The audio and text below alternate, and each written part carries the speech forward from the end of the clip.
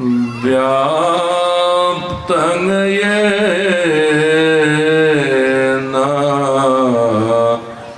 चराचरम्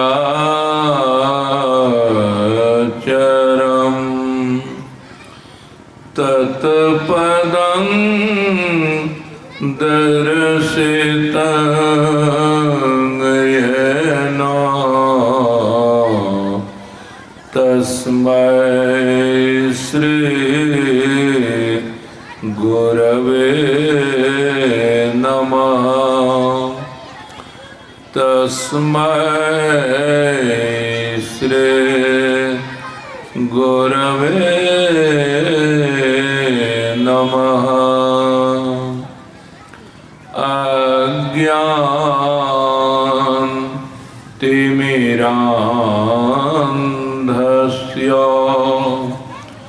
ज्ञानाञ्जनशलाकया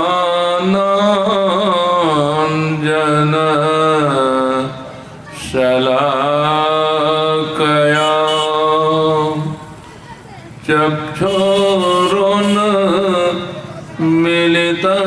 येन तस्मै श्री गुरवे नमः। तस्मै श्री गुरवे नमः।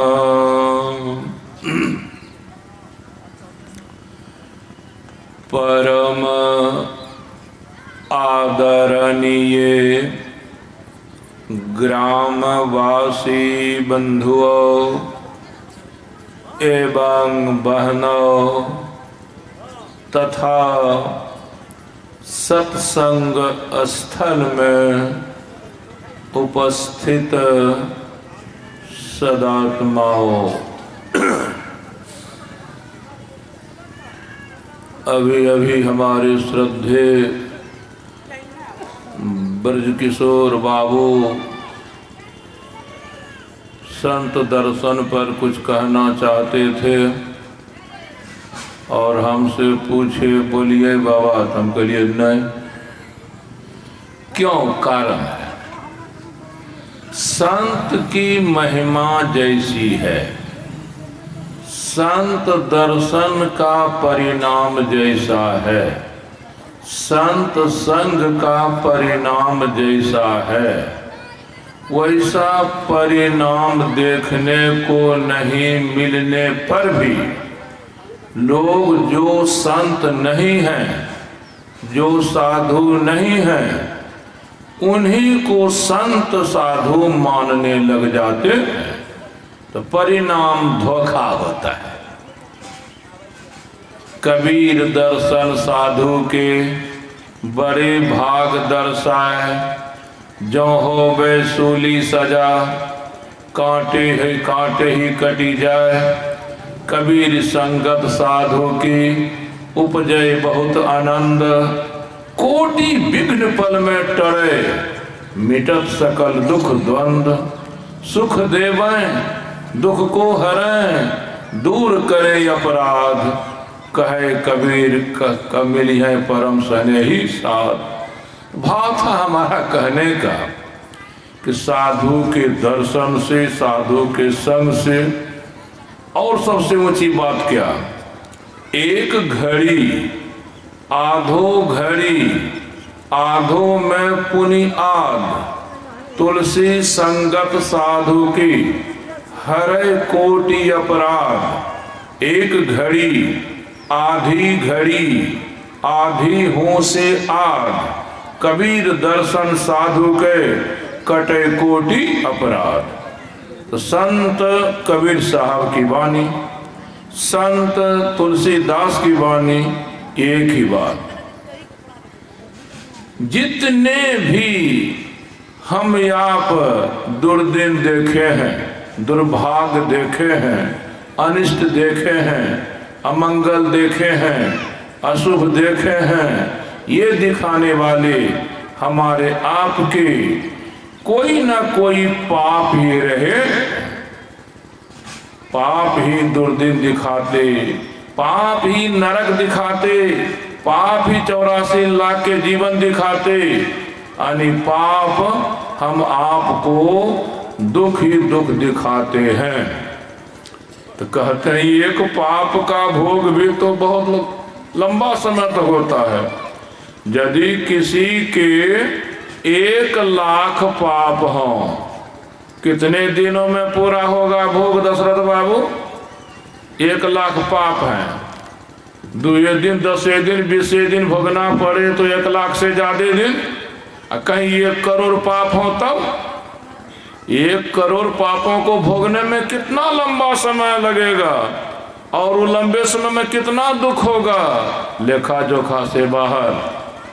लेकिन संत लोग कहते हैं घबराओ मत, अगर हो गए हैं पाप, एकाध को कौन कहे करोड़ करोड़, छोटे मोटे को कौन कहे ब्रह्महत्या भ्रूण हत्या जैसे बड़े बड़े पाप, घबराओ मत, चिंतित हो। उपाय है, उपाय है।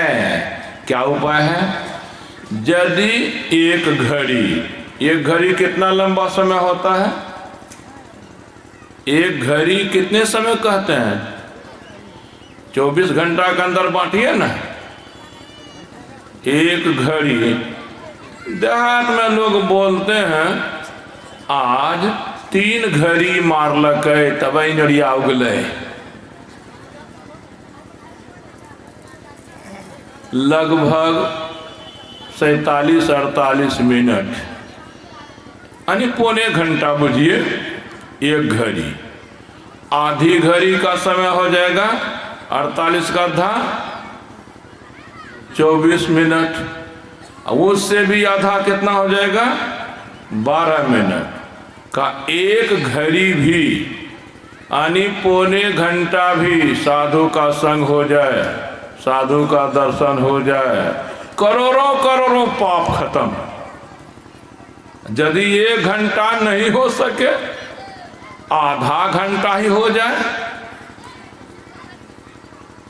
क्या करें 24 मिनट ही हो जाए, उतना भी नहीं हो सके 12 मिनट हो जाए। 10-12 मिनट के संग से करोड़ करोड़ पाप खत्म हो जाते हैं।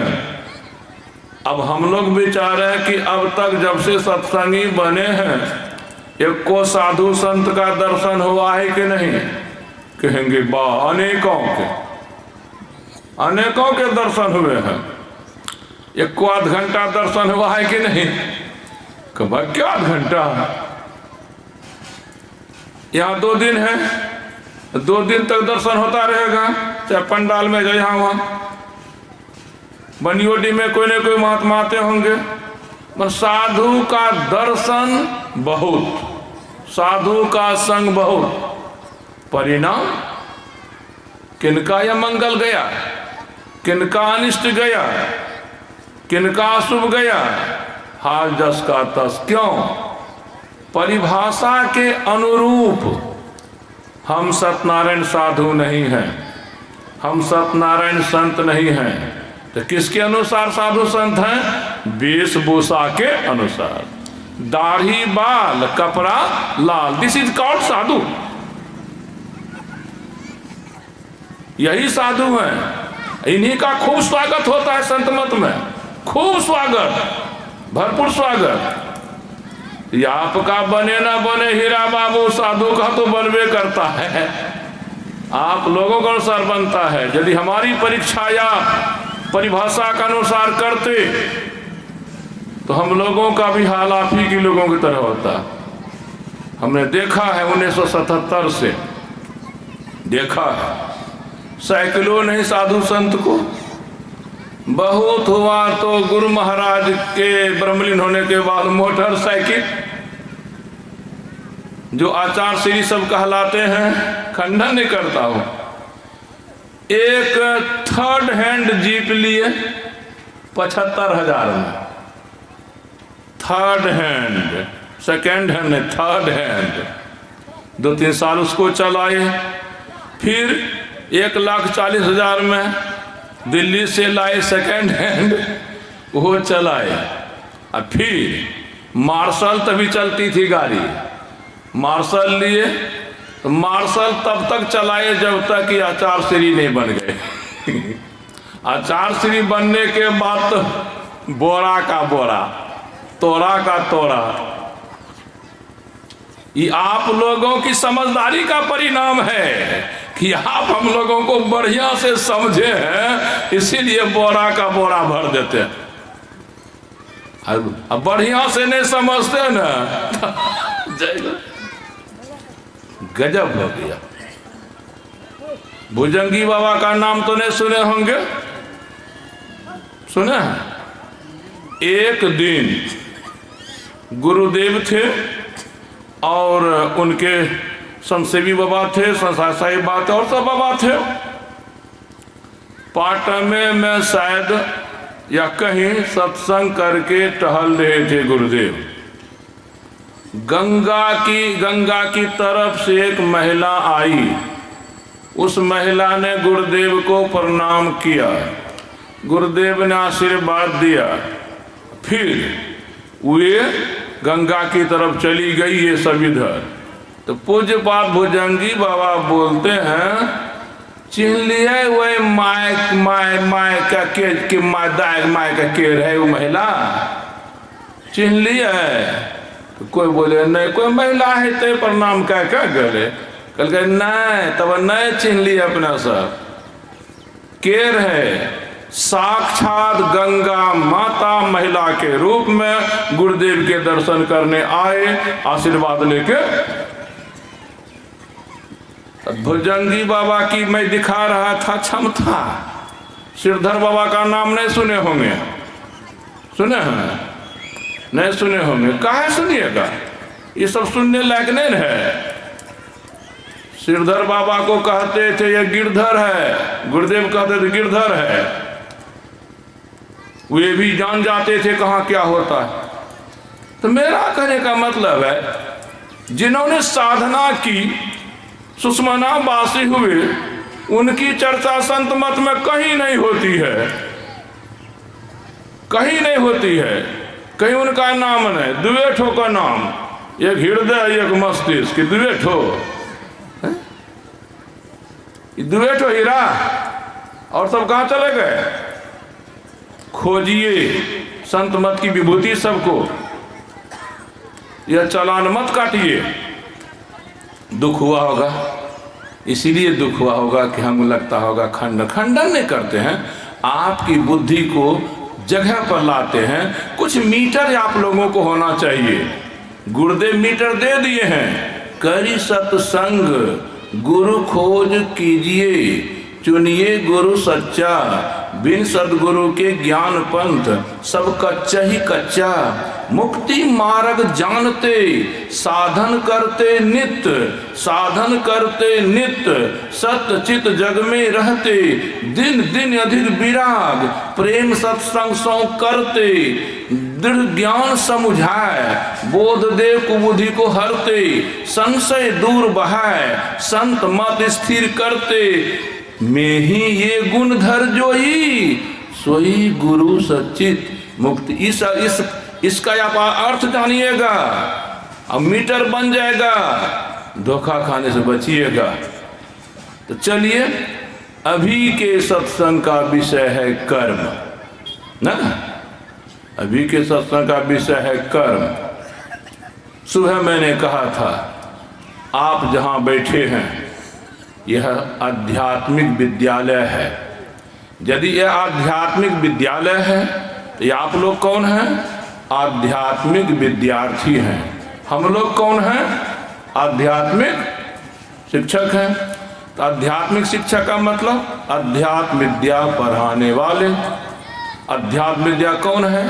वेद, उपनिषद, शास्त्र, पुराण, गीता, रामायण, बाइबिल, कुरान, ये सब आध्यात्मिक ग्रंथ हैं। इनको पढ़ाना ही आध्यात्मिक विद्या पढ़ाना कहलाता है। इनको पढ़ना ही आध्यात्मिक विद्या पढ़ना कहा जाता है।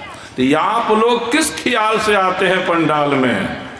हम लोग किस ख्याल से बैठते हैं मंच पर? तो हम लोगों को भी ख्याल होना चाहिए यहाँ कोई विषय पढ़ाना है।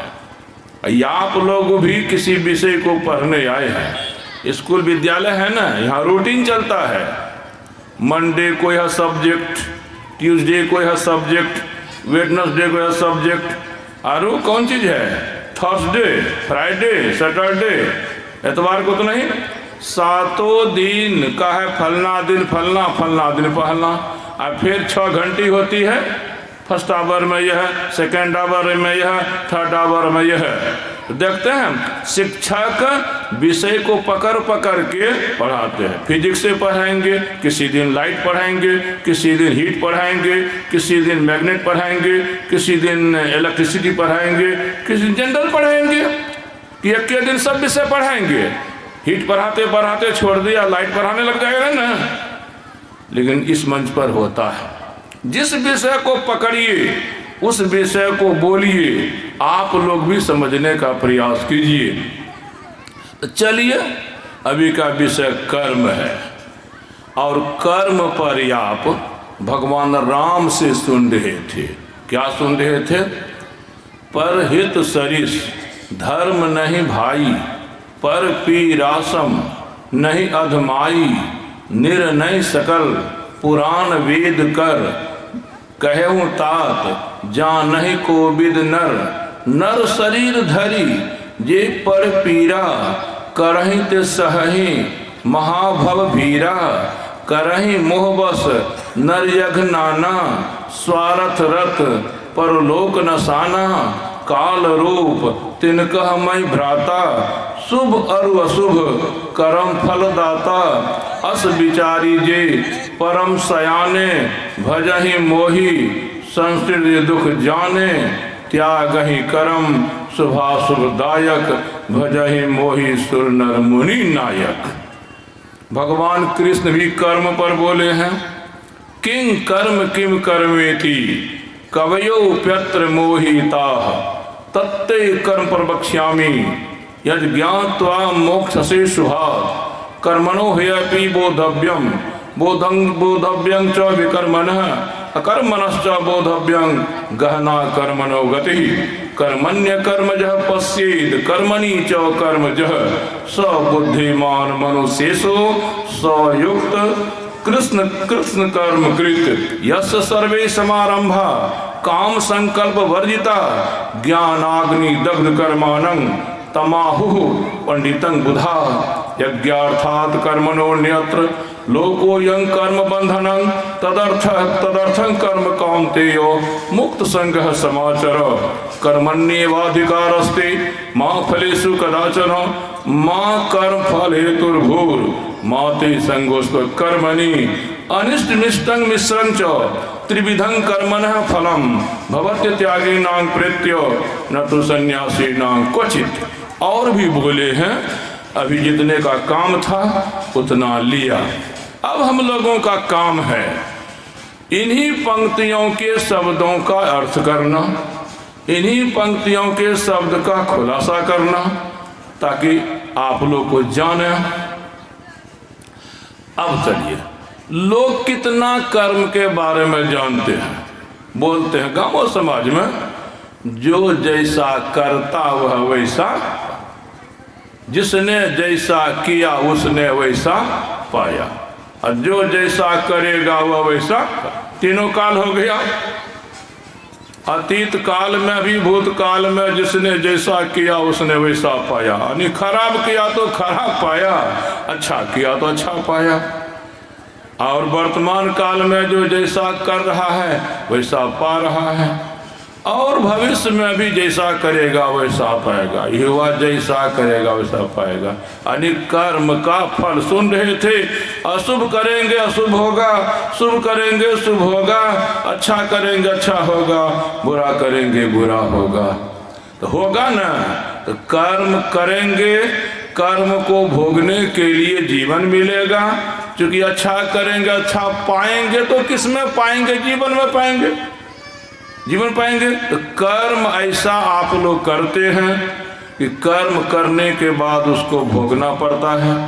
बहुत अच्छा पुण्य कर्म किए तो हो सकता स्वर्ग जाएंगे, देवता के जीवन में भोगेंगे। बहुत बड़ा पाप किया तो हो सकता है नरक के जीवन में जाएंगे, वहाँ का दुख भोगेंगे। साधारण पुण्य पाप को धरती पर भोगेंगे तो जीवन चाहिए, जीवन चाहिए। तो स्वर्ग के जीवन में तो जैसा जन्म मरण यहाँ के जीवन में होता है वैसा नहीं होता है। नरक के जीवन में जैसा जन्म मरण यहाँ होता है वैसा नहीं होता है। यहाँ देखते हैं जन्म होता है, मरण होता है, जीवन रहता है। तो जन्म मरण और जीवन, तो जन्म के समय कैसा हाल होता है, मरण के समय कैसा हाल होता है, सब कोई देखते हैं। कहा गया जन्मत मरत दुसह दुख होई। जन्म के समय बहुत कष्ट होता है तो बहुत कष्ट होता है तो बहुत दुख होता है। मरण के समय बहुत कष्ट होता है, बहुत कष्ट होता है तो बहुत दुख होता है। जीवन तो आप लोगों का अनुभव बताइए रहा है, क्योंकि जन्म के समय कैसा कष्ट हुआ था, कैसा दुख हुआ था, कितना ही ख्याल कीजिएगा ख्याल में नहीं आएगा। मरण के समय कैसा कष्ट हुआ था, कैसा दुख हुआ था, कितना ख्याल कीजिएगा। अरे अभी हम जीवन में हैं, जीवन में हैं तो कभी जन्म में हैं। जन्म के पहले तो मरे होंगे, मरने के पहले भी जीवन में रहे होंगे, जीवन में रहने के पहले जन्मे होंगे।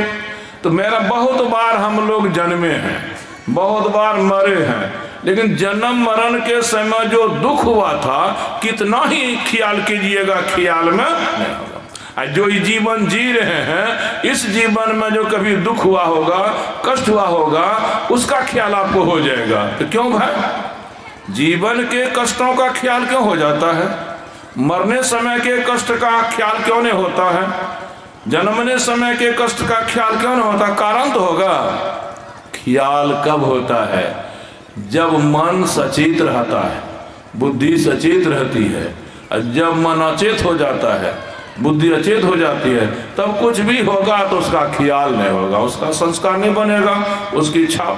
जन्म के समय बर्दाश्त से बाहर कष्ट होता है, मरण के समय बर्दाश्त से बाहर कष्ट होता है। तो बर्दाश्त से बाहर जब कष्ट होता है तो जीव को मूर्छा आ जाती है, मन को मूर्छा आ जाती है, बुद्धि को मूर्छा आ जाती है। न अपनी सुधि रहती है न और की सुधि रहती है। उस समय सुधि नहीं रहती है, बुद्धि नहीं रहती है और बेहोशी रहती है। इसीलिए उस समय के कष्ट की छाप मन पर नहीं बनती है और ख्याल करने पर याद। अभी जीवन में जो कष्ट का अनुभव होना साबित करता है कि आपका मन अभी सचेत है, आपकी बुद्धि सचेत है और उसका ये अनुभव हो रहा है। तो भाव था हमारा कि भाई पुण्य किए, बहुत बड़ा बढ़िया पुण्य किए, धनी मानी के घर में जन्म गए, अरबपति से खरबपति के घर में जन्म गए, तो धनियों मानी के घर में जन्मना न पड़ा। जब जन्मेगा तो कष्ट होगा ना। लेकिन पूछ लेता हूं आप लोगों से, धनी मानी के यहाँ जन्म लेगा तो, अब बिल्कुल गरीब गुरबा के घर में जन्म लेगा तो गरीब गुरबा के घर में जो जन्म लेगा उसको कष्ट अधिक होगा कि गरीब है। अमीर के घर में जन्म लेगा तो उसको कष्ट कुछ कम होगा क्योंकि अमीर है। कपिल जी ना, फिर अमीरी किस लिए, गरीबी किस लिए? अमीरी गरीबी में कुछ नहीं सहायता करती है ना। क्या निकल गया? सब सुविधाओं में रहिए, कोई बात नहीं, अमीरी में रहे कोई बात नहीं, लेकिन जन्म के समय का कष्ट तो आपको होगा, मरण के समय का कष्ट होगा। तो अमीर घर कौन ले गया, अरबपति का घर कौन ले गया? आपका पुण्य। तो पुण्य ले गया का अमीर घर में, लेकिन जन्म वाला तो रहिए गया नहीं साहब। तो पुण्य करने वाले को भी जन्मना पड़ता है, पुण्य को भोग कर मरना पड़ता है। पाप करने वालों को भी जन्मना पड़ता है, पाप को भोग कर मरना पड़ता है। तो क्या हो गया पुण्य करने से? पुण्य करने से क्या हो गया? पाप करने वाले भी जन्मेंगे मरेंगे, पुण्य करने वाले भी जन्मे होंगे मरेंगे, अंतर थोड़ा यही रहेगा, पाप करने वाले का जीवन खाली रहेगा, पैसा कौड़ी का अभाव रहेगा, और जो पुण्य किया है उसका जीवन भरा रहेगा, पैसा कौड़ी खचाखच इतना ना। लेकिन पैसा कौड़ी बढ़ता है ना तो हो बाबू और कुछ बढ़ता है। यहीं पर जिला अधिवेशन हुआ था कभी, जिसमें आपके बाबूलाल मरांडी जी आए थे, हम भी आए थे। मरांडी जी क्या बोले थे, मैं हाई स्कूल का शिक्षक था, हमरे मन में हुआ कि आत्मरक्षा के लिए छोटो मोटो हथियार रखना चाहिए। ख्याल तो नहीं होगा आप लोगों को, छोटो मोटो हथियार 3 नट लिया, 3 नट लिया न आत्मरक्षा के लिए। उस दिन से उसको भय हो गया कि 3 नट हमरे पास रहेगा, चोर बदमाश जानेगा तो हो सकता हमको कमजोर जान के छीन ले, या नहीं देंगे तो छीनने के लिए मार हो सकता है। मतलब छोटा हथियार से सुरक्षा नहीं होगी। तब उससे बड़ा हथियार लिए, बड़ा हथियार लिए तो और भय बढ़ गया। उस समय नक्सल का खूब चलता था। होते होते राइफिल लिए, लाइसेंसी राइफिल हो बाबू, क्या उमल बोलते मन से ये सब लिए न। 4 बजे भोर उठकर हम 2-4-5 किलोमीटर हवा खाते थे आनंद से। जब बड़ा हथियार लिए न सटकदम हो गया। छोटका में तो कुछ नींद भी, आज बड़का में घर बदलते थे, 2 घंटा इस घर में 2 घंटा उस घर में रखते थे। ये अमीरी का हाल देखिए, ये अमीरी को देखने में, लेकिन भाई भी जीवन है। कहा था जीसस क्राइस्ट ने, क्या कहा था, poverty is blessing, riches are punishment. Poverty गरीबी, ब्लेसिंग्स यानी आशीर्वाद, riches are punishment, riches are curses. अमीरी अभिशाप है, गरीबी वरदान है। तो वरदान में भला होता है कि अभिशाप में?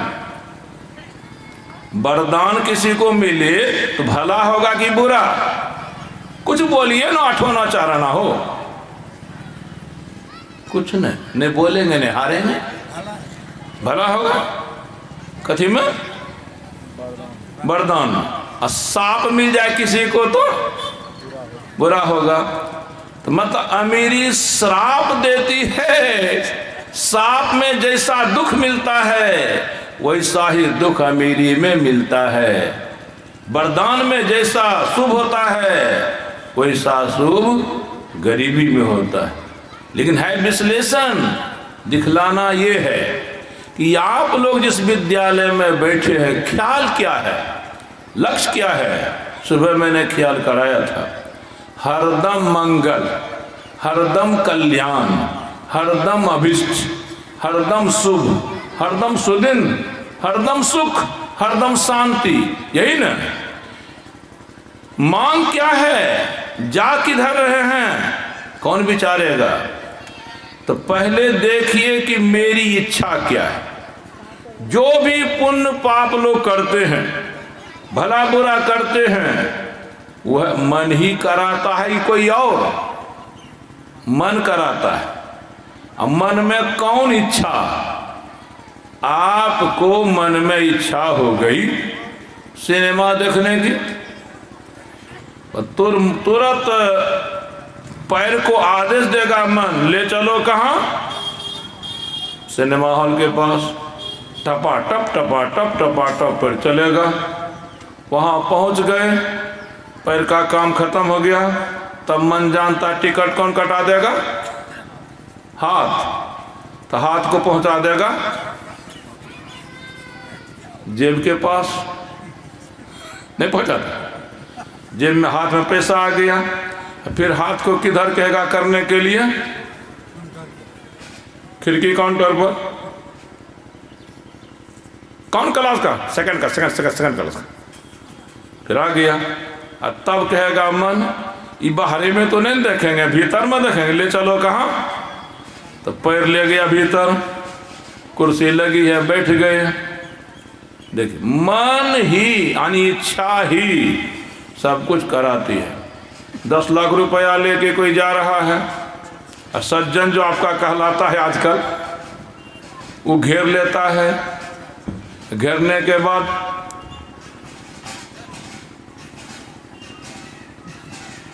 कह सकते हैं कोई बात है क्या, बस उतने 10 लाख रुपया जो लेके जा रहे हैं। देरी कीजिएगा तो फेरी लगेगी, देरी नहीं कि फिर देरी यही कि जल्दी दीजिएगा तो जान आपकी आपके पास रह जाएगी, टका हमारा।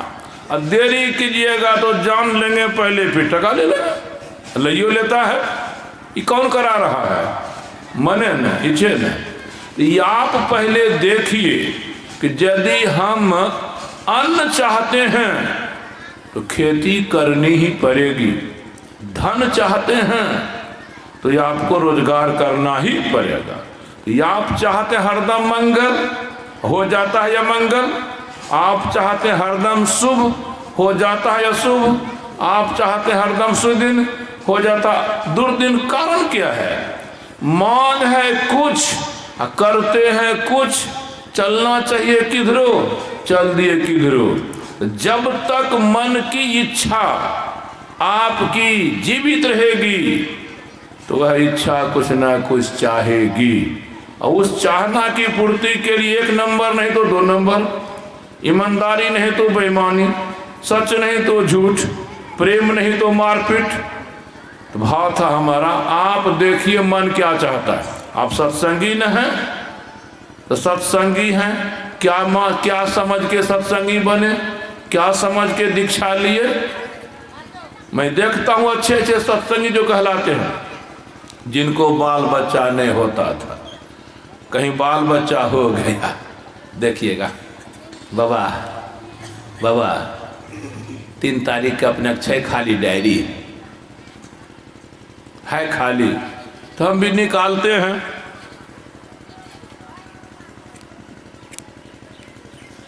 तीन तारीख, ऐसे तो 3 तारीख हम महगमा में दे दिए थे, लेकिन ये आपकी श्रद्धा भक्ति देखकर तो ठीक है, तब उसको छोड़ देंगे, आप ही का कर देंगे।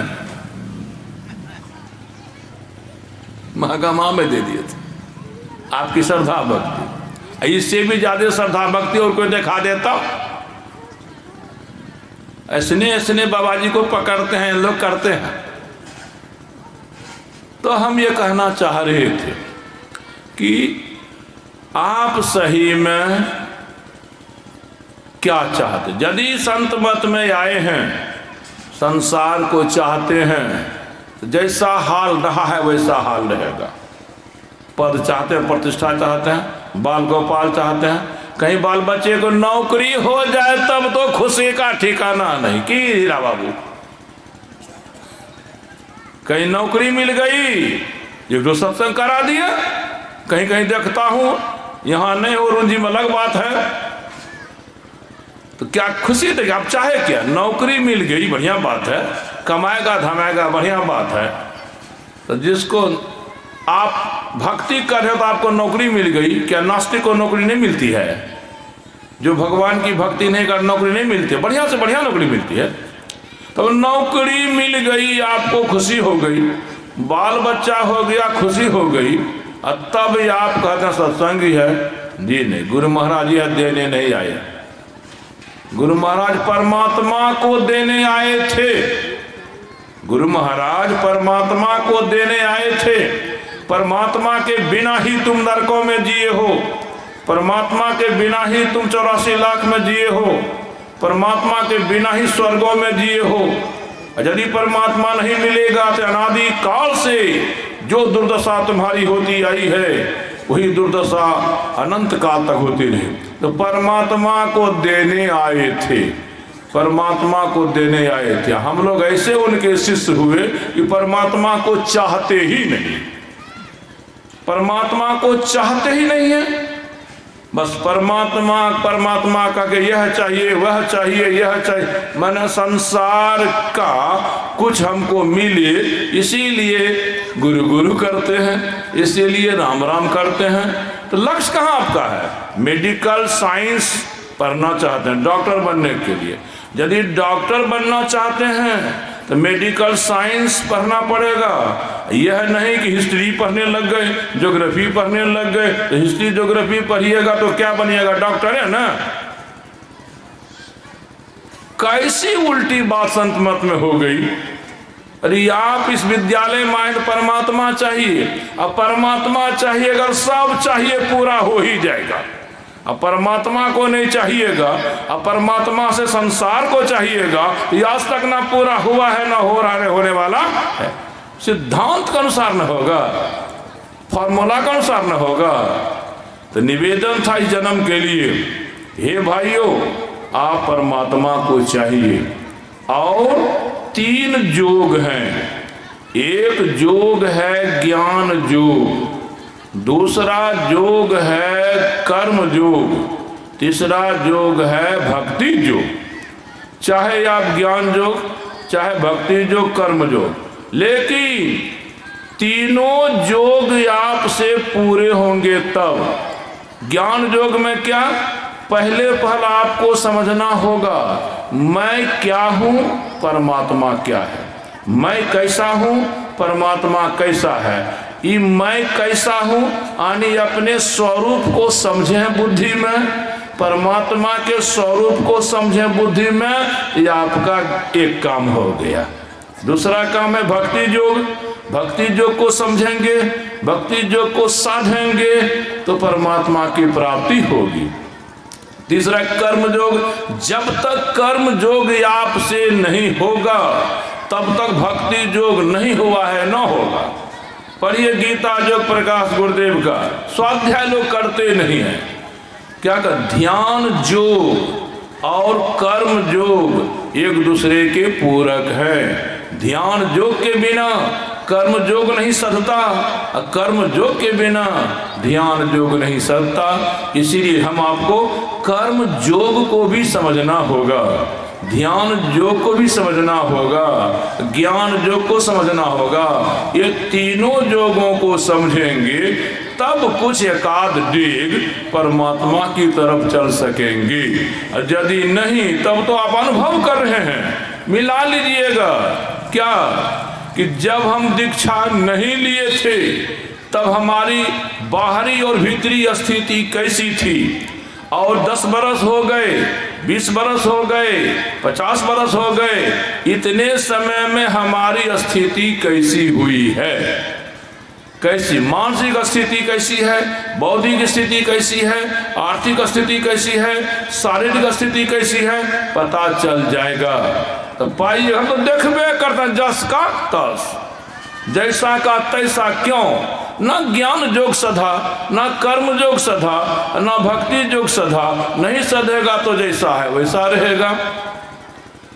तो गुरुदेव के प्रवचन को नहीं पढ़ते हैं, नहीं समझते हैं। गुरुदेव के प्रवचन में बस एक ही विषय, किसी तरह परमात्मा को समझ जाए। सत्संग योग का 4था भाग पढ़िए तो 105वां पैराग्राफ पढ़िए तो क्या गुरुदेव कहते हैं, जो जीव के स्वरूप को और ब्रह्म परमात्मा के स्वरूप को समझेगा उसी से कुछ होगा, नहीं तो नहीं।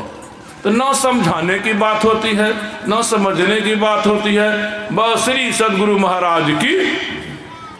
तो मैं देख लक्ष्य मन लक्ष्य है ये नहीं कहीं, लक्ष्य कहाँ है? अरे नहीं, कोई तो गुरुदेव का जीवन पढ़ना चाहिए ना। गुरुदेव सबसे पहले क्या किए, जो बात नहीं समझे थे उस बात को समझने का प्रयास किए। जहाँ जहाँ साधु संत होते थे वहाँ जाते थे, वहाँ कुछ पूछते थे। इनको जस्ती थी, नहीं भी जस्ती थी। होते होते पूरा पूरा कब समझे संत मत को, संत वाणी को, जब धीरज लाल गुप्त से बातचीत हुई। धीरज लाल गुप्त से मिलने के पहले हमारे गुरुदेव एक रामानंदी शिष्य थे कि दरियापंथी शिष्य थे।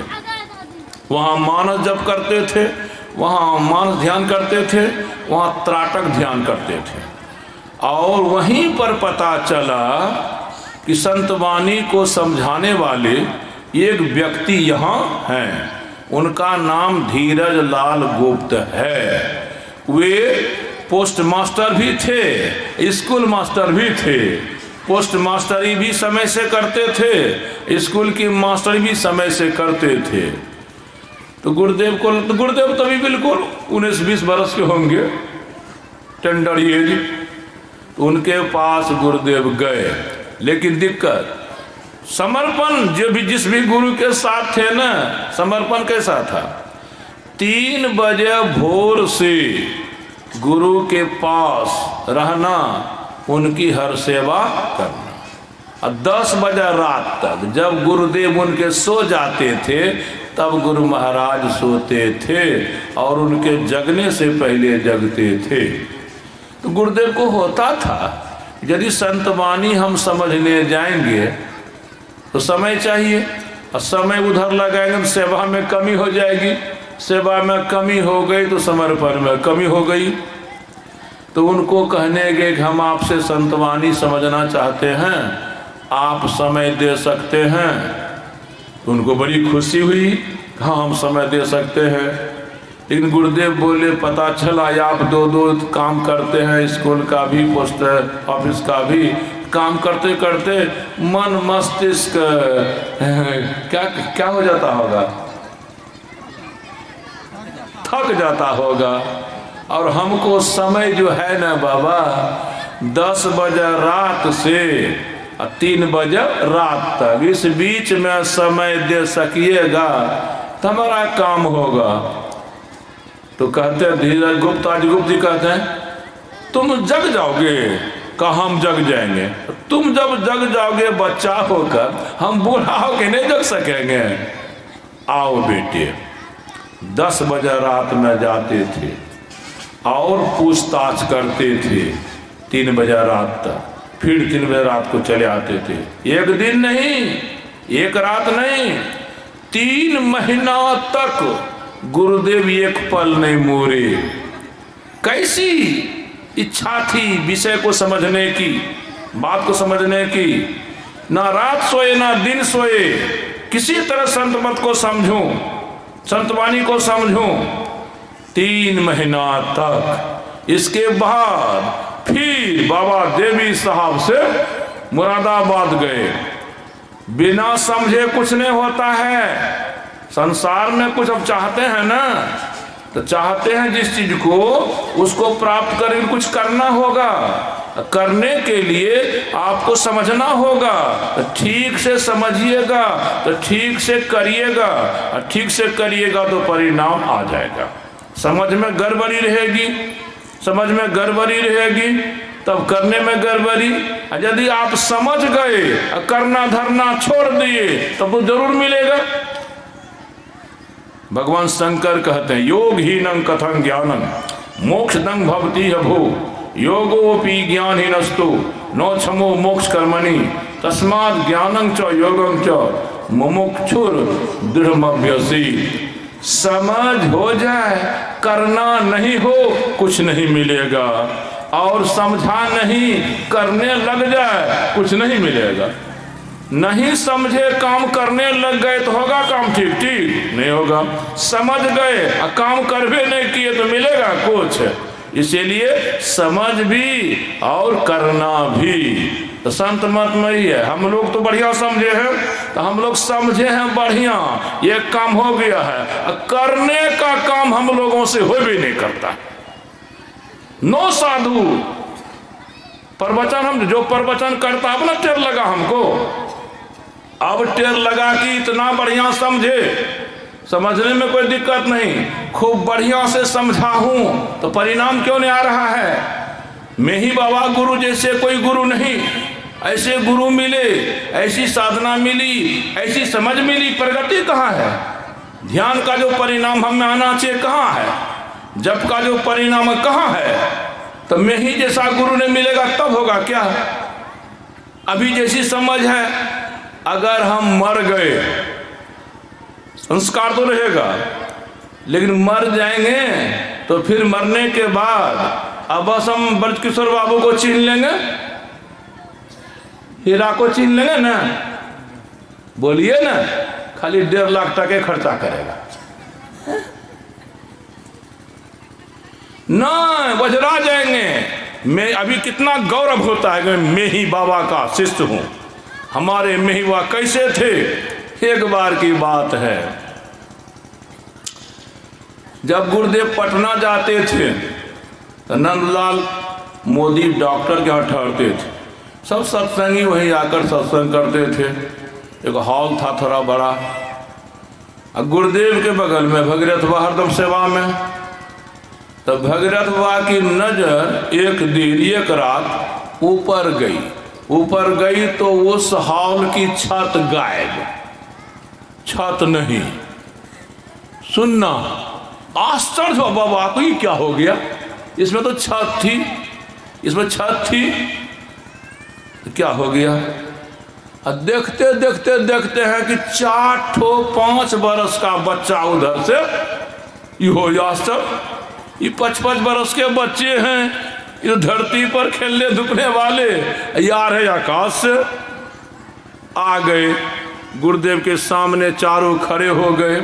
उस समय गुरुदेव आंख मूंदे हुए थे, फिर ये आंख खोले, चारों से आंख मिलाए, आशीर्वचन किए, फिर चारों प्रणाम करके फिर ऊपर चले गए। इसके बाद छत जना का, सब आश्चर्य वाली बात है ना।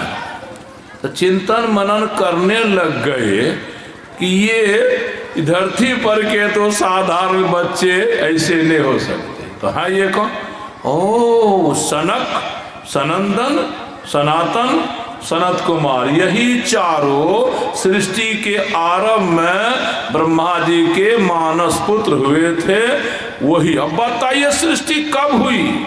सृष्टि के पहले चारों हुए थे, तभी से 5 बरस के बच्चे की तरह है। वे आए दर्शन करने, किनके? मेही बाबा के। उतने बड़े ऋषि दर्शन करें। उस मेही बाबा के चेला हीरा, उस मेही बाबा का चेला सत्यनारायण, उस मेही बाबा का चेला दिवाकर बाबा, सब उन्हीं के चेले। अब कैसा गुरु मिलेगा? बस एक के बात है, समझ तो लिए हैं, करना धरना बंद है। तो करना धरना बंद है तो गुरु महाराज खुश होंगे जरूर।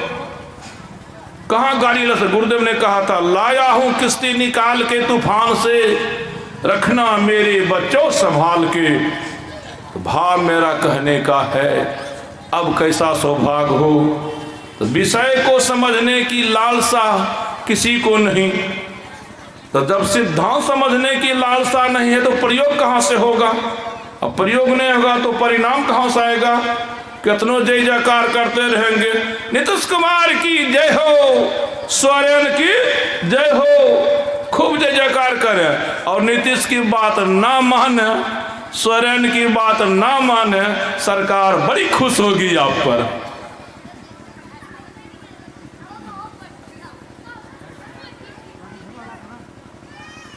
खुश होगी। नीतीश कहते हैं कि डाका मत डालो, आप डाको डालते हैं, नीतीश की जय भी करते हैं। बड़ी खुश हो गए नीतीश कि इनको कभी भी जेल में डालना नहीं। पुलिस बड़ी खुश होगी, इसको कभी पीटना पाटना नहीं चाहिए। यही उल्टा हो गया। बस जयकार खूब। वो जो कहे हैं उनको मानना नहीं है, उनको मानना नहीं है। तो कहीं लक्ष्य नहीं है। यहाँ जिस विद्यालय में संसार लक्ष्य है ही नहीं। पद प्रतिष्ठा लक्ष्य बांधने वाला है, राजपाट बांधने वाला है, सब कुछ बांधने वाला। बांधने वाले को छोड़ो ना जी। तो मैं कह रहा था, ध्यान योग सीखे हैं, कर्म योग कब सीखिएगा? पहले तो सुने थे पाप और पुण्य, शुभ और अशुभ। कब होता है? संसार की जब इच्छा मन में रहेगी तो कभी पाप होगा, कभी पुण्य होगा। बांधने वाली कौन? कर्मे बद्धो ही वासना। संसार की इच्छा ही बंधन है, और संसार की इच्छा का त्याग ही मुक्ति है। तो सब इस विद्यालय में आकर अब संसारे चाहते हैं, तो फिर कोई कहे आध्यात्मिक प्रगति होगी? तो मेरा मतलब है, अगर संसार की इच्छा होगी तो फिर संसार आपको चाहिए ही, संसार चाहिए ही। तब क्या उपाय है? संसार की इच्छा हमें नहीं, अपने स्वरूप को समझिएगा ना। कहते परमात्मा से मिला जीव, इसका माने परमात्मा एक अलग है, जीव एक अलग है, ध्यान करते करते उसे मिल जाता है, ये वो समझ ठीक नहीं है। परमात्मा की सत्ता अलग है, जीव की सत्ता अलग है, ध्यान करके इस जीव परमात्मा मिल जाता है, ऐसा नहीं। जीव ही ब्रह्म है, ब्रह्म ही जीव है, पानी ही तरंग है, तरंग ही पानी है, पानी ही किसी बाहरी बल के कारण हिलता है और हिलने वाले पानी को तरंग कहा जाता है। हिलना बंद हो जाए, बाहरी बल बंद हो जाए, पानी का हिलना बंद, तो तरंग दिखाई नहीं पड़ेगी, दिखाई पड़ेगा अब। तो आप ही ब्रह्म है कब? जब आप अपने स्वरूप में स्थित होंगे तब। जीव ही ब्रह्म है कब? जब जीव अपने स्वरूप में स्थित होगा तो क्या कहेगा? अहम ब्रह्म, अहम ब्रह्म, अहम ब्रह्म। अब ये शरीर में स्थित है, मैं गोरा, मैं काला, मैं मोटा, मैं पतला, मैं बड़किशोर, मैं नंद किशोर, मैं फलना, दादा दादी। जब तक जीव शरीर भाव में जिएगा तब तक तो भाई कहीं हाल बढ़िया नहीं होगा। तो हम कहना चाह रहे, कोनो विषय का विश्लेषण कहाँ पर सुने हैं? सत्संग तो हो जाता है ना, कर्म पर गहना कर्मनो गति आ गया। तो भाइयों, कर्म आपको बांधता है, सब जानते हैं। पुण्य भी बांधता है, पाप भी बांधता है, बांधवे करेगा। तब बंधन कैसे छूटे?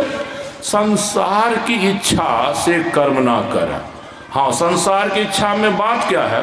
आप किसी का हित करते हैं, आप किसी का भला करते हैं, तो यह आपको होता है कि हम यह पुण्य करेंगे ना तो हमारा यह मनोरथ पूरा होगा। पुण्य करने का माने है क्या? पुण्य करने से आपको मन पूरा होगा।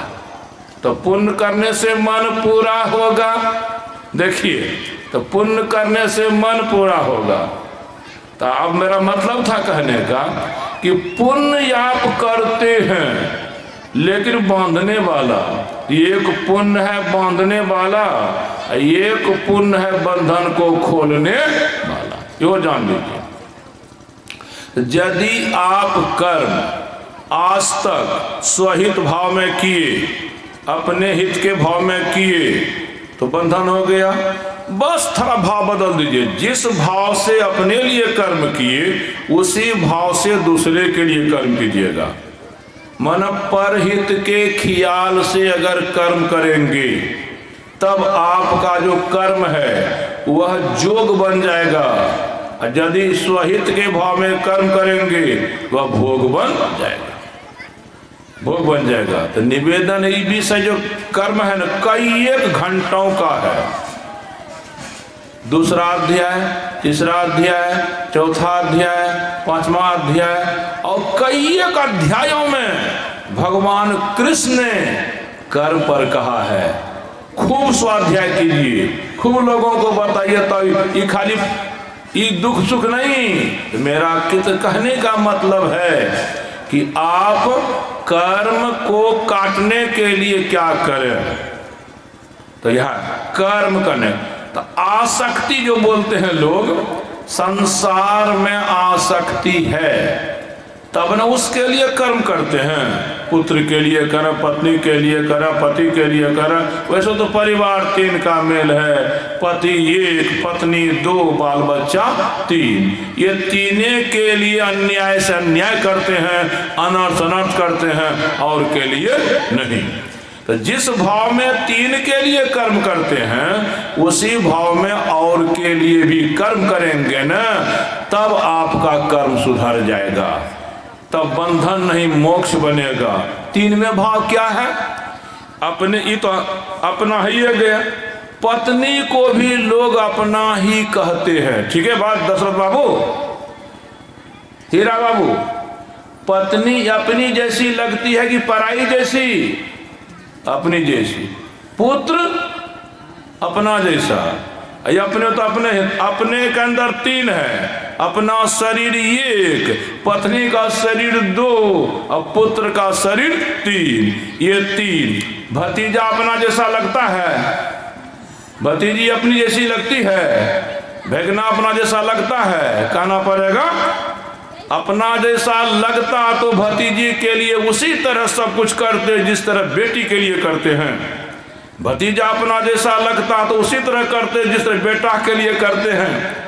और भाभो या क्या कहते हैं भौजाई अपनी जैसी लगती तो उसी तरह करते जिस तरह पत्नी के लिए करते हैं। बिल्कुल रेखा बनी हुई है, रेखा बनी हुई है। तो हम कहते हैं बस अपना है, अपने शरीर भाव में जो आ गई गड़बड़ी है। और यदि आत्म भाव में आइएगा तो जो यहाँ हम पति बोल रहे हैं ना, वही तत्व पत्नी भी है, वही तत्व बेटा भी है। यहाँ चेतन आत्मा है, पति के भीतर पत्नी के भीतर चेतन आत्मा है, संतान के भीतर चेतन आत्मा है। ये जितने पंडाल में है किन के भीतर चेतन आत्मा है, किन के भीतर नहीं है, बोलिए तो? सबके भीतर है। तो वो कौन है?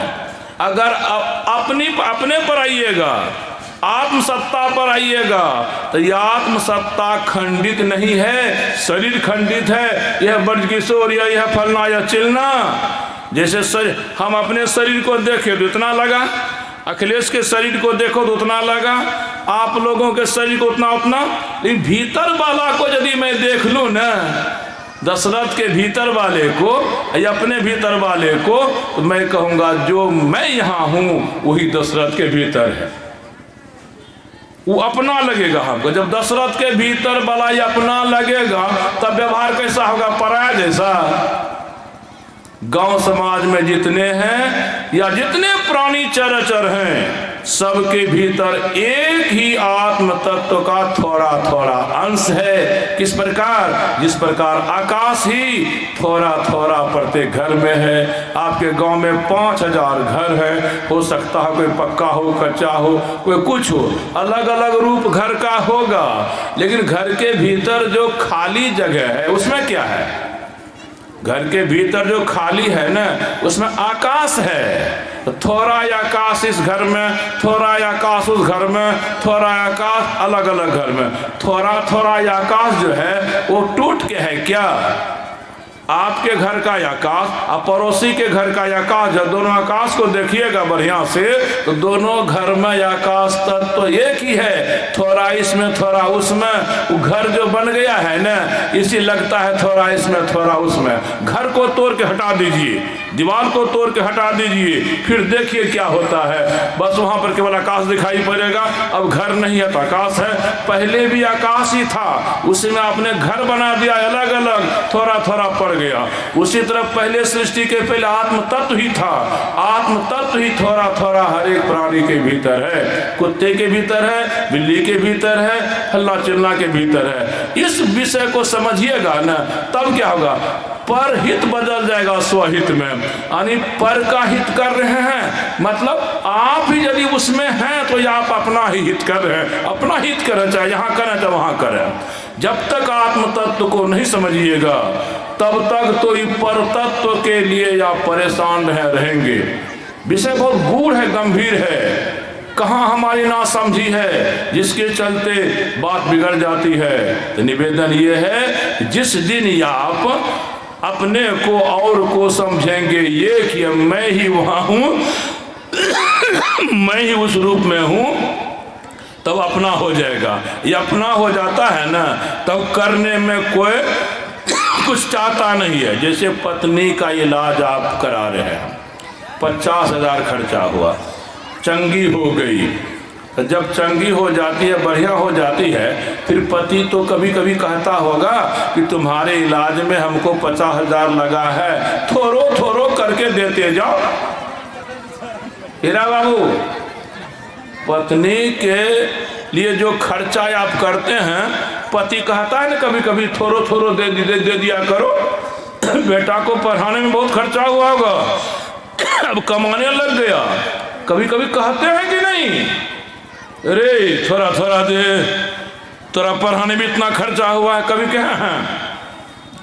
अपना किसको कहते हैं? अपना उसी को कहते हैं जिसमें कितनों कुछ हमको लगे करने में, लेकिन एक लक्ष्य उसका भला हो जाए, उसका जीवन बढ़िया हो जाए, वो कमावे धमावे। कर्म जोग कब बनता है? कर्म भोग कब बनता है? जब तक आप अपने पत्नी बाल बच्चे तीने को अपना कहते हैं, तीने के हित के लिए कर्म करते हैं, तब तक आपका कर्म भोग बनेगा और जोग नहीं बनेगा। तब तीनों के प्रति जैसा भाव है वैसा भाव गांव समाज के प्रति हो जाए तो फिर आपका कर्म भोग नहीं जोग बनेगा। तब नहीं बांधेगा, नहीं बांधेगा तब मुक्त हो गए, मुक्त हो गए।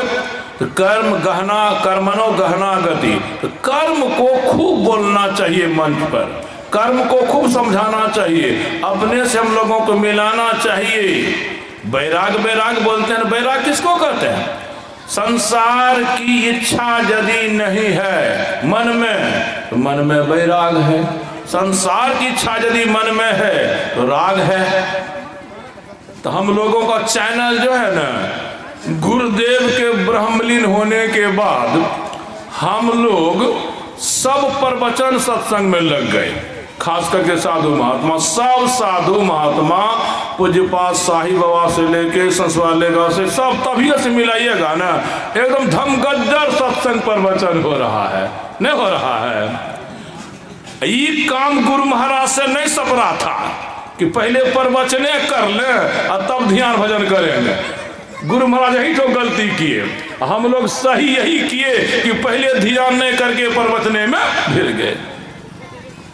ऐसा कहीं उल्टा होता नहीं। और क्या मानिए, गुरुदेव का जो लक्ष्य है वही लक्ष्य हमारा होना चाहिए।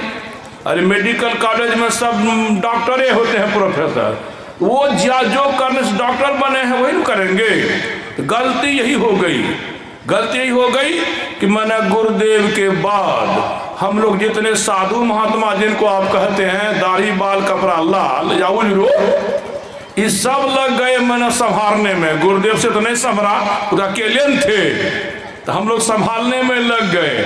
इसीलिए कभी फूट फाट नहीं देखते होंगे, कभी नहीं।